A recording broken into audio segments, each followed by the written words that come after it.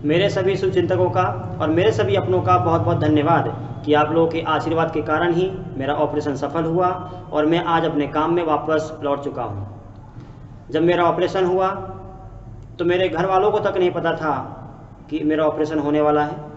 बेफालतू चिंता करते इसलिए मैंने बताया नहीं था। ऑपरेशन के बाद जो मेरे जानने वाले हैं, मुझे मानने वाले हैं, उन लोग बड़ी चिंता में आ गए। काफ़ी लोग कॉल कर रहे हैं जिनका जवाब मैं दे नहीं पा रहा हूँ, मैसेज कर रहे हैं, रिप्लाई नहीं दे पा रहा हूँ, घर पे आ रहे हैं, बहुत सारा सपोर्ट मुझे मिल रहा है। जवाब नहीं दे पा रहा हूँ इसलिए आप सभी से क्षमा मांगता हूँ कि मैं जवाब नहीं दे पा रहा हूँ। आखिर वो जानना चाहते हैं कि मुझे हुआ क्या था, अचानक क्या हो गया कि मुझे इतना अच्छा फिज़िकल होने के बाद, इतना अच्छा ग्राउंड होने के बाद, इतना अच्छा क्रिकेट खेलने के बाद, लगातार ग्राउंड लगाने के बाद भी ये सब बीमारी हो गई। तो यही बताने के लिए मैं आपको इन्फॉर्म कर रहा हूँ कि मुझे हुआ क्या था। 4 से 5 महीने के पहले की बात है कि मुझे गर्दन में पीछे हल्का सा ऐसा तिल जैसा लग रहा था। मैंने सोचा मैं क्रिकेट खेलता हूँ, लंबी लंबी डाई मारता हूँ, तो मुझे कुछ हो गया होगा, कुछ गड़ गया होगा कंकड़ वंकड़, इसलिए मैंने ध्यान नहीं दिया। लेकिन समय बीतते गया, सब कुछ अच्छा था। 1.5 महीने पहले की बात है, मुझे जहाँ तिल लग रहा था वहाँ थोड़ा सा बड़ा सा स्थान दिखने लगा, वहाँ गठान जैसी मुझे दिखने लगी। मैंने बोला ये हो क्या रहा है यार, और हल्का हल्का वहाँ पर स्किन के ऊपर पानी दिखने लगा। तो मुझे लगा कि यार ये कुछ तो दिक्कत है। फिर मेरे घरेलू डॉक्टर, अच्छे क्रिकेटर, अच्छे डॉक्टर दुर्गेश भारत, जिनका अस्पताल मुजावर में है, उनको मैंने कॉल किया कि सर मुझे हो क्या रहा है। तो डॉक्टर साहब बोले कि यार इसमें से डिस्चार्ज हो रहा है, यानी ये दिक्कत वाली बात है, आप जल्दी से अस्पताल जाओ और वहाँ जा कर के इसको निकलवाओ, ऑपरेशन करवाओ इसका। तो मैं अचानक डर गया कि यार हो क्या रहा है मुझे। मैं ठीक है सर जाता हूँ। उनके बोलने पे मैं डॉक्टर साहब के पास में गया छिंदवाड़ा में ही। तो उन्होंने मुझे कहा कि यार कुछ नहीं है, वो नॉर्मल ही है, बोले होते रहता है। उन्होंने देखा ऐसा हाथ लगा के तो वो गठान उनको छोटी लगी, बोले गल जाएगी, कुछ नहीं होता। उन्होंने मेडिसिन दिया मुझे 8 दिन की, मैंने खाया। तो उस मेडिसिन से मुझे बहुत ज़्यादा सर मुझे दर्द कर रहा था, बहुत उससे समस्या मुझे हो रही थी, लेकिन उससे मेरे को रिलीफ भी था। गठान मेरी जैसे सूख रही थी ऐसा लग रहा था, और उससे पानी निकलना बंद हो गया था। तो मुझे लगा कि अरे ठीक हो रहा है। मैंने और खाया, 8 दिन तक खाया। उसके बाद फिर मैंने अचानक संडे के दिन क्रिकेट खेला, 1-2 डाई मारा। शाम को घर आया तो देखा तो फिर से जैसे कि वैसा वहाँ पर स्वेलिंग जैसे लगने लगा। मैंने बोला अरे दिक्कत वाली बात है। फिर मैंने सोचा यार अभी 8 दिन पहले मैंने टैबलेट खाया हूँ, फिर से 1 डोज और ले लेता हूँ। 8 दिन की मैं गया और टैबलेट लेके फिर से मैं आ गया, मैंने और खाया, हो गया 15 दिन। सुबह 2 टैबलेट, शाम को 3 टैबलेट कंटिन्यू मैंने खाया हूँ 1.5 महीने तक। ऐसे यदि मुझे पता होता कि मेरा ऑपरेशन होने वाला है तो मैं 1.5 महीने तक टैबलेट नहीं खाता। 200-250 टैबलेट मैंने खूब खाया हूँ टैबलेट। फिर मैंने सोचा कि यार अब क्या हो रहा है, ये दिक्कत वाली बात है, ऑपरेशन करवाना पड़ेगा। तो अभी शनिवार के दिन, शुक्रवार की शाम को मेरे एक डॉक्टर साहब और हैं, देव सर, जो मेरे अच्छे बड़े भाई जैसे हैं, उनको मैंने बताया। साथ में एक और डॉक्टर साहब मेरे ग्लोरी हॉस्पिटल के मालिक थे पहले, डॉक्टर आदर्श बेन, जो अभी दुबई में हैं, उनको मैंने मैसेज किया। प्रीति मैडम को मैंने कॉल किया कि यार ये हो क्या रहा है। तो उनने बताया कि यार ये ऑपरेशन करवाना पड़ेगा, इससे पानी निकल रहा है, हो सके आने वाले समय में कैंसर बन जाए। मैं और डर गया, ये हो क्या रहा यार। मैं जो होगा होगा, जितना मैंने जिया हूँ इतना मैंने काफ़ी नाम कमा लिया हूँ, चिंता नहीं करूँगा, जो होगा होगा, मुझे कोई फ़र्क नहीं पड़ता। ये सोच के मैंने फिर शुक्रवार के दिन शाम को देव सर को बोला कि यार सर करना क्या है, आप बताइए मुझे। तो ग्राउंड में था, मैं फिजिकल कर रहा था, फिर दिन भर मैंने 2-3 घंटे खेला, तो शाम को मुझे फिर से वही दिक्कत बनने लगी। एक डॉक्टर साहब वहीं पर से, डॉक्टर द्विवेदी सर, मैंने बोला यार सर ये ऐसी सी बात है। तो बोले यार तुम तो कल सुबह आ जाओ, आओ बोले अस्पताल में, अपन उसको देखते हैं। तो फिर मैं वही रूटीन में सुबह अपनी क्लास मैंने किया 9 बजे तक, किसी को नहीं पता। सुबह 9 बजे तक मैंने जीए से क्लास लिया। क्लास के बाद में फिर 9 बजे मैं गया डॉक्टर साहब के पास।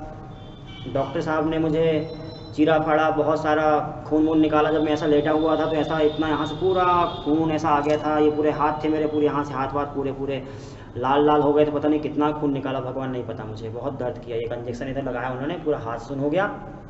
फिर इधर 5-6 इंजेक्शन इधर पीछे लगाया उन्होंने, ऐसे ठूसे बड़े बड़े। मैंने बोला भगवान क्या हो रहा है ये, बहुत दर्द किया, असहनीय दर्द था। जो होगा होगा, मैं जो चलने दो। निकाला उन्होंने तो काफ़ी बड़ी गठान निकली, एपिडर्माइस सिस्ट था, इतनी बड़ी गठान निकली। मैं आपको दिखाता हूँ वो गठान। फिर आखिरकार ये देखिए आप, इतनी बड़ी गठान निकली, पर मैं अब स्वस्थ हूँ। फिर वही सुन तो था। फिर मैं अगली क्लास, क्योंकि 1.5 घंटे मुझे लग गया उसमें, 1.5 से 2 घंटे लगा। फिर मैं अगली क्लास 11:30 बजे फिर आ गया। क्लास पढ़ाया 1 बजे तक, शाम को घर चला गया। शाम को मुझे लगा कि अब कुछ हुआ है, क्योंकि दर्द होना शुरू हुआ, लगातार पेन, अभी भी हल्का हल्का हो रहा है। डॉक्टर ने बोला है कि 12 दिन सर ऐसा हिलाना नहीं है, मूव नहीं करना है, सीधा स्ट्रेट रखना है। और पीछे यहाँ पर आप देखेंगे तो मैंने आपको बताया होगा, अभी देखो यहाँ पर हुआ है ऑपरेशन। ये जो है इतना यहाँ से लेके यहाँ तक के टाँके लगे हुए हैं, 4, 5, 6 पता नहीं कितने टाँके लगे हैं, काफ़ी जगह में टाँके लगे हुए हैं। पर 10 दिन से 12 दिन या 15 दिन में उन्होंने बोला है कि सूख जाएंगे टाँके, मैं निकाल दूंगा, बोले ठीक हो जाएंगे। यानी अब मैं उम्मीद करूंगा कि मैं ठीक हूँ, और आप सभी लोगों के आशीर्वाद से मैं ठीक हूँ। मेरे चाहने वालों के, मेरे विद्यार्थियों के सहयोग से, मेरे मित्रों के सहयोग से, मेरे अपनों के सहयोग से आज मैं सकुशल हूँ। यहीं पर मुझे काफ़ी लोगों ने जानकारी भी मुझे दी कि यार आपको इतना सारा जब ये दिक्कत थी तो बोले आपके और भी ऐसे आलोचक लोग हैं जो कह रहे थे यार ये बच कैसा गया, इसको तो कैंसर हो जाना था, ये तो मर जाना था। मैंने बोला भगवान, मैंने तो आज तक किसी की बुराई नहीं किया, मैंने तो किसी को उल्टा सीधा नहीं बोला। हाँ, ये मेरी गलती है कि मैं डायरेक्ट मुंह पे बोल देता हूँ जो भी मुझे बोलना है, लेकिन पीठ पीछे में बदनामी तो नहीं करता हूँ। भगवान ऐसे वाले लोग जो है, मैं हमेशा ऐसे विरोधी को कहना चाहूँगा कि चलते रहूँगा राह पर, चलने में माहिर हो जाऊँगा, या तो मंजिल मिल जाएगी या अच्छा मुसाफिर बन जाऊँगा, लेकिन आप लोगों के लिए मैं रास्ते का कांटा बन के हमेशा रहूँगा। आप लोग जैसे 3rd क्लास जैसे लोग मैं नहीं हूँ, आप लोग जैसे दारू पीने वाले मैं नहीं हूँ, आप लोग जैसे सिगरेट और गुटखा पान खाने वाले जैसे लोग मैं नहीं हूँ। मेरे 2 ही उद्देश्य हैं, एक तो मेरी पढ़ाई करना और दूसरा मेरा क्रिकेट खेलना। इसके अलावा तीसरा मेरा कोई शौक़ नहीं है। आप लोग जैसे नालायक हरामखोर जैसे चले हो धम मस्ती करने, चले दारू सिगरेट पीने, आप लोगों का साथ नहीं दो तो आप मेरी आलोचना करेंगे। मैं ऐसा नहीं हूँ। आप मेरी आलोचना आखिर कर क्यों रहे हैं, कारण क्या है उसका? दर्द होता है कि मेरे अपने लोगों के लिए मुझे ऐसा बोले कि यार मर क्यों नहीं गया। ठीक है, जब मेरी मौत लिखी होगी उस दिन मैं मर जाऊँगा, अभी लिखी होगी अभी मर जाऊँगा, उसमें क्या रखा है। लेकिन हमेशा मैं कहूँगा कि मैंने आपका कभी उल्टा नहीं चाहा है, मैंने कभी आपको उल्टा नहीं बोला हूँ। आखिर जलते क्यों होंगे, कारण क्या होगा? या तो मैं आप लोगों से आगे निकल गया होगा, पर खैर मैं खुश हूँ, कम से कम कोई मेरी बात तो करता है। बुरा कहता है तो क्या हुआ, लेकिन वो याद तो करता है। जो व्यक्ति स्पष्ट, साफ सुथरी, सीधी बात करता है, उसकी वाणी तीव्र और प्रवाह कठोर हो सकते हैं, लेकिन वो आप जैसे लोग जैसे धोखा नहीं देते। मैं धोखेबाज नहीं हूँ आप लोग जैसे हरामखोर कहीं के।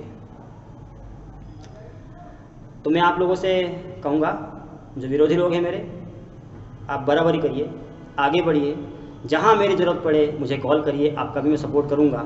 लेकिन आप कृपया कर आप मुझे उल्टा सीधा ना बोलिए। आखिर आप मेरे से उल्टा सीधा क्यों बोल रहे हैं, कारण क्या है? मुझे जितना सपोर्ट मिलता है, हो सकता है कारण होगा इसका, या तो प्लस पॉइंट ऐसा क्लासेस में, चूँकि 2015 से क्लास चल रही है तो काफ़ी बच्चे सेलेक्ट हुए हैं, काफ़ी लोगों से मिलना जुलना है। लगभग 290 से अधिक बच्चे प्लस पॉइंट ऐसा क्लासेस यानी ग्वालवंशी जीएस सेंटर के बच्चे सेलेक्ट हुए हैं। कई पुलिस में हैं, कोई एसआई है, कोई कांस्टेबल है, कोई आरपीएफ में है, कोई फॉरेस्ट में है, कोई बीएसएफ में है, कोई सीआईएसएफ में है, कोई आरपीएफ में, बहुत सारी पोस्ट पे है। अभी उस दिन वो एक बच्ची आई पटना से, वंदना राय, आकर मिली ऑफिस में, क्लास में बच्चों को बहुत सारा गाइडेंस दिया, मुझे बहुत सपोर्ट मिलता है। मैं हमेशा कहूँगा आप लोगों को, मैंने अपने पोषण करने वाले सम्राटों का निर्माण कर लिया है, आप लोग जैसे थर्ड क्लास जैसे लोग नहीं, आखिर समाज का दस्तूर है अपनों को खींचना। नालायक तुम खुद तो आगे नहीं बढ़ पाएंगे, दूसरों को आगे नहीं बढ़ने देंगे, लेकिन भैया मैंने ऐसे सम्राटों का निर्माण कर लिया हूँ जो मुझे गिरने नहीं देंगे।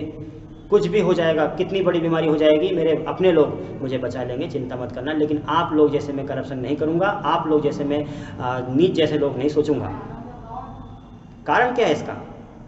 या तो मैंने तरक्की कर लिया हो, काफ़ी लोगों से मेरा संबंध अच्छा है, बड़े बड़े लोग मेरे अपने लोग हैं, मैं लगातार उनके कांटेक्ट में रहता हूँ, स्टैंडर्ड मेरा ठीक है, मेरे हिसाब से मेरा ठीक है, पहचान मेरी काफ़ी लोगों से है, काफ़ी मैंने तरक्की किया हूँ मेरे लिए, क्योंकि मैंने जहाँ तक मैं सोच पा रहा हूँ कि मैंने इतने सालों में मैंने अपने हिसाब से बहुत अच्छा तरक्की कर लिया हूँ और आज मैं अच्छी जगह पर बैठा हूँ। तो इसलिए आपको जलन हो रही होगी, लेकिन भैया आप लोगों के लिए मैं बैठा हूँ। जहाँ मेरी ज़रूरत पड़े मुझे आप कॉल करेंगे, मैं बिल्कुल भी आपका सपोर्ट करूँगा, आप चिंता नहीं करें। लेकिन मेरे लिए आप उल्टा सीधा बात ना करें। यदि आप सपोर्ट करेंगे तो आपका सपोर्ट मैं भी करूँगा, लेकिन आप नहीं करेंगे तो कोई दिक्कत नहीं, मैं याद करना भूल जाऊँगा। मैं याद ही नहीं करता वैसे तो।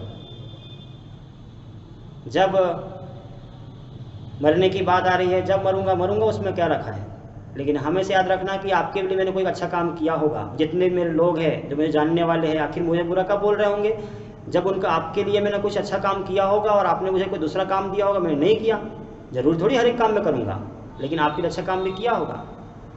जब मैं मर जाऊँगा, स्वाभाविक है आप रो रो करके ढूंढा करोगे एक दिन मेरे जैसे तंग करने वालों को। चले जाएंगे एक दिन हम खूबसूरत कफन का नसीब बनकर, उस दिन आप ढूंढते रहना, कोई दिक्कत नहीं, अभी बोल लो आप। खैर मैं अब ठीक हूँ, मेरा ऑपरेशन हो चुका है, सफल है, और एपिडर्माइड सिस्ट मुझे हुआ था, अब मैं ठीक हूँ। अब पता नहीं जो भी होगा, अभी तो मैं ठीक हूँ और 10 से 15 दिन में मैं ठीक हो जाऊँगा। अभी हल्का हल्का दर्द कर रहा है, स्टेट मुझे देखना हो रहा है, और मैं क्लास ले रहा हूँ नो डाउट। सुबह 7:30 से 9 बजे तक मैं क्लास ले रहा हूँ, फिर अगली 11:30 से 1 बजे तक मेरा क्लास ले रहा हूँ। खैर सौंसर नहीं जा पा रहा हूँ, सौंसर के विद्यार्थियों के लिए स्पेशल मैं क्षमा प्रार्थी हूँ कि भैया आप लोगों को मैं अभी सेवा नहीं दे पा रहा हूँ। जल्द ही मैं सौंसर भी आऊँगा, आप चिंता नहीं करेंगे। आप सभी के सहयोग के लिए, आप सभी के आशीर्वाद के लिए ढेर सारा धन्यवाद आप सभी को।